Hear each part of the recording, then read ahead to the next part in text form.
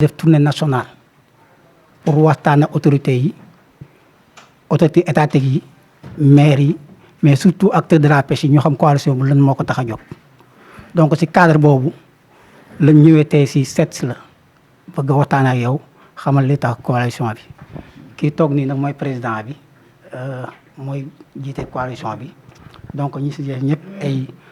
dañ affilié doon ay membres ànd ak aussi suñu communicateurs yi ñi yor wàllu pêche bi en matière de communication. donc loolu mooy waral jotaayu tey bi vraiment di la remercier sa disponibilité encore une fois. monsieur le maire di la nuyu bu baax ci sa commune bi ñu ñëw la commune de Yène Dialaw di la jotali nuyoo membre CONAPED yëpp. la CONAPED c'est la coalition nationale pour une pêche durable. ma wax aussi au nom de toute la coalition ci ndigalu président parce que souvent bu ñu xawee tardé dafay bëgg ñu xaw a gaaw parce que dañu am yeneen yu ñu war a dem parce que comme que c'est une caravane nous devons normalement aller jusqu'à Saly aujourd'hui donc fu ñu yàgg rek moom day indi ay kii moo tax de waaw dafay bëgg déjà ñu comme ni mu koy waxee ñu pragmatique waaw donc déjà du ma revenir ci li Cheikhou présenté déjà wax na la lan mooy CONAPED li ma ciy préciser rek mooy organisation la aussi boo xam ne dafa regrouper aussi bien des organisations de la pêche artisanale que de la pêche industrielle mais aussi des défenseurs de l'environnement donc des environnementalistes et des organisations qui portent le plaidoyer donc bëri nañ fukki organisation ak ñeent la ñoom ñoo daje te organisation bu nekk il a une envergure nationale boo jëlee CONIPAS bi président jiite rek fukki organisation ak benn ñoo bokk ci moom donc à peu près noonu la ñu mel ba coalition bi jeex et comme Cheikhou l'a dit aussi si ay waxtaan yu ñu defoon par rapport ak crise bi am ci napp bi nappkat yi jëloon nañ seeni responsabilité waxtaan pendant 3 jours les 19 20 et 21 novembre 2023 bi ñuy pare waxtaan yooyu si la ñu tëgg li ñu tuddee charte pour une pêche durable charte boobu nag boo xësee tëgg charte da nga wane yoon boo xam ne bu si ñëpp jaaree war nañ am napp gu sax dàkk mais comme j'ai l'habitude de le dire ñun ay demkatu géej lañu ay soppalikatu jën lañu ay mareyeur lañu mais jël dogal du ñun dafa am ci dëkk bi ñoo xam ne ñoom la yàlla jox ñuy jël dogal au niveau c'est étatique c'est le gouvernement xëy na au niveau local ce sont les maires mais ñun nous sommes des administrés tamit day xam ne mën na proposer mais moom mënul jëlal boppam décision waaw bi ñu xamee loolu tamit ci la ñu defar charte bi tombeeg les élections présidentielles ñëw et on a proposé la charte à ce que tous les candidats puissent le signer et vraiment ñu sant yàlla aussi sur les 19 candidats déclarés par le Conseil constitutionnel 11 candidats se sont engagés parce que la charte aussi on l'a écrite sous forme d'engagement ki nga xam ne dafa gëm ne charte bi man bokk naa ci ñi war a defar napp gi da ngay bind ne je m'engage à vous appuyer ñun acteurs nous nous engageons à respecter les lois et règlements en vigueur mais ñeneen ñi tamit ku mel ni état mu engagé wu dans la charte ça veut dire que dinaa topp dans la durabilité bi ngeen bëgg ñu jaar et durabilité boobu moo ñuy mën a permettre ñu mën a am napp bu sax dàkk au Sénégal par rapport aux maires maintenant li ñu bëggoon parce que c'est une charte pour une pêche durable donte les CONAPED xam na ne la pêche n'est pas une compétence qui a été transférée aux maires mais tous les maires des communes côtières sont concernés par le développement de la pêche parce que seen population yëpp dépendent en grande partie ci pêche bu doxee kon géej bu naqaree dontele du compétence bu ñu dénk maire bi population bi bu ñu sonnee dinañ ñëw ci yow kon géej gi bu neexee di nga noppaluku géej gi bu naqaree di nga am jafe-jafe géej gi bu amee coow dinañ ñëw ci yow du ñu mën a ràññaale ne maire bi kenn dénku ko loolu comme que nag ñun xam nañ loolu aussi dans la responsabilisation bi ñu am ñu ne ñun dinañ seet les maires des communes côtières yi ñu gën a jege dans cette affaire et on va aussi leur proposer ñoom ñu engagé wu dans cette charte dina wan état bi ne ñun nous sommes de connivence avec nos collectivités territoriales parce que mën nga nekk fenn ñu naan non pêche bi kenn transféré wu ko moo tax moo leeg maire bi jubóowuñu mais j'ai pas encore traversé une commune côtière où les populations sont remontées contre leur maire gisaguma ko donc nag déggoo boobu ñu déggoo aussi dafa war a am lu ko war a firndeel moo tax ñu ne kon bu ñuy def la caravane on passera malheureusement on peut pas passer par toutes les communes côtières mais première vague bi on a choisi des maires yu ñu war a jaar donc ils sont au nombre de 11 dont parmi lesquels le maire de la commune de Yène et démarche bi ñu am aussi depuis le début depuis qu'on a mis en place la CONAPED et la charte on s'est dit que vous, les acteurs, vous vous engagez en premier. Donc, boo gisee ci charte bi première page de paragraphe yi ñii ñooy les organisations qui ont créé cette charte-là et qui ont créé la CONAPED. Et donc, ñoom ñëpp ils se sont engagés pour une pêche durable. Donc, après eux, c'est la ñuy doog a dem vers les politiques. Et à partir de là,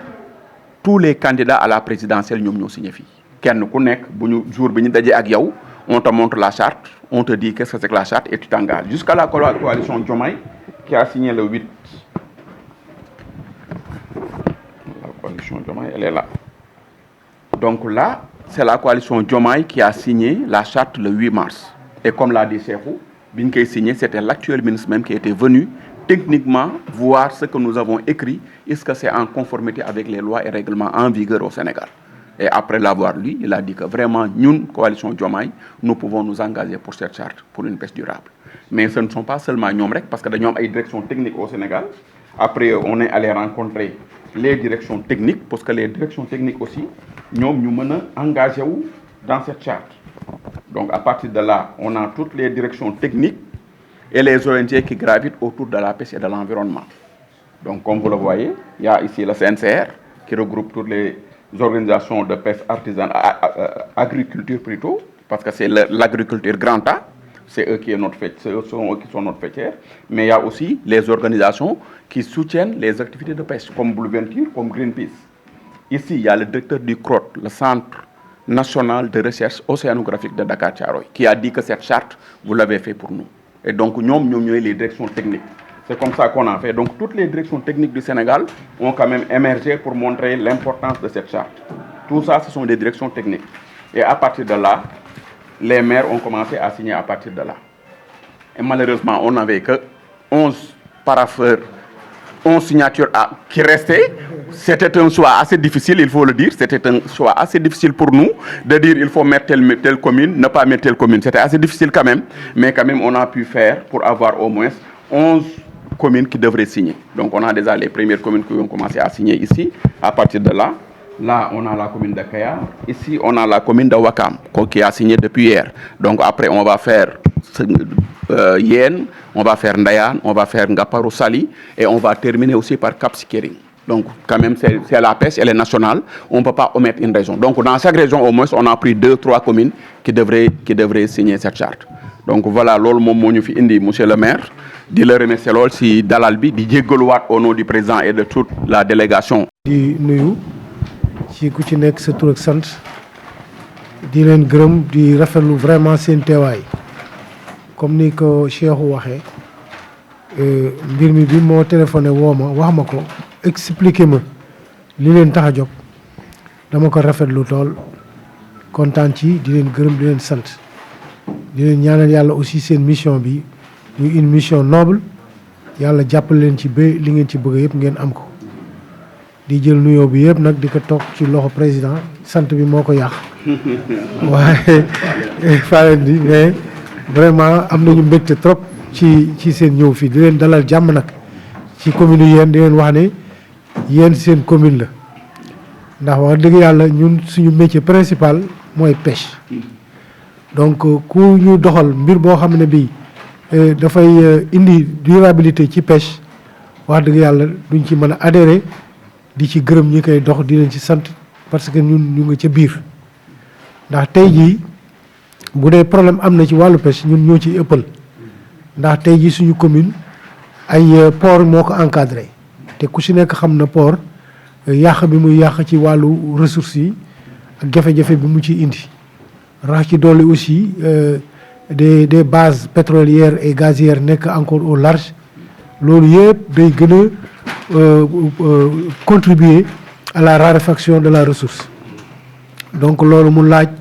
ak ay pexe di laaj aussi ay matuwaay bu ñu war a jël pour que loolu yëpp ñu mën cee def ay xeex mu nekk lu am solo ay proposition parce que démb rek ONG un projet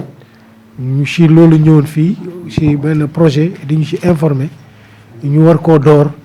loolu yëpp presque programme bi ngeen dox daanaka moo leen fi indi woon ñu rafetlu ko lool ànd ci ak ñoom donc li mel ni nag ku ko indi ci sa askan indi ko ci sa bopp